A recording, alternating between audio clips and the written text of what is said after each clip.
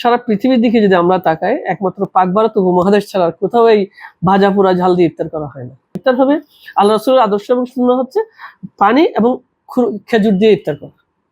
খেজুর হলো সবচেয়ে ভালো জিনিস। খেজুরের মধ্যে যেমন আপনার শর্করা রয়েছে, তেমনি বিভিন্ন মিনারেলস রয়েছে, বিশেষ করে পটাশিয়াম রয়েছে, এবং কলা, তরমুজ, আমাদের লোকাল যে ফল ফ্রুটস আছে এগুলো, এবং সবচেয়ে ভালো হয় খেজুর দিয়ে ইফতার করে নর্মাল খাবার আমার যেটা খাওয়া, রুটি খাই, আমি ভাত খাই, সেটা খেয়ে ফেলি।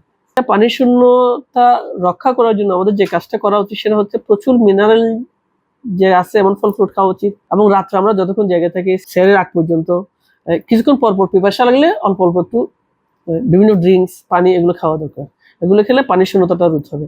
আর রোদ পরিহার করা দরকার, যত রোদে না যায়। রোদে গেলে আমাদের শরীর পানি বাষ্প আকারে বের হয়ে যায়, শরীর পানি শূন্যতা হয়। সুতরাং আমরা রোদটাকে অ্যাভয়েড করবো।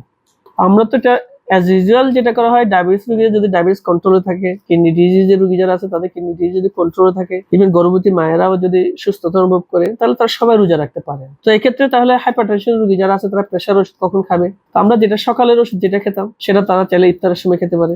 সকালে আমরা ডায়াবেটিসের যে ওষুধটা খাই সেটা ইফতারের সময় খাবে, আবার রাত্রে আমরা যে ডায়াবেটিস ওষুধটা খাই সেটা সেহরির সময় খাবে। আর যারা ইনসুলিন নেয় তারা সকালবেলার ইনসুলিনটা ইফতারের সময় নেবে, এবং রাতের বেলা যে ইনসুলিনটা যেটা নেয় সেটা আমরা সেহরির সময় নেব, তো পরিমাণে একটু কম করে নেব। উচিত হলো রমজান শুরু করার আগে যাদের এই ধরনের দীর্ঘমেয়াদী অসুখ রয়েছে তারা তাদের চিকিৎসকদের সাথে পরামর্শ নেবে এবং তাদের ডোজেসগুলো অ্যাডজাস্ট করে নেবে। ইফতার মেনুতে খেজুর, কলা এবং শাকসবজি, ফলমূল বেশি করে রাখবেন, ভাজা পোড়া কম রাখবেন, এবং রাতে সেহরিতে কিছু প্রোটিন, কিছু শর্করা, কিছু শাকসবজি, ফলমূল সব মিক্স করে খাবেন।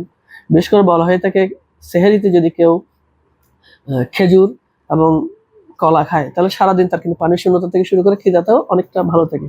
সুতরাং আমরা সেহরিতে মূল খাবারের সাথে 2-4টা খেজুর খেতে পারি, 2-1টা কলা খেতে পারি, টক দই আমরা সেহরিতে খেতে পারি।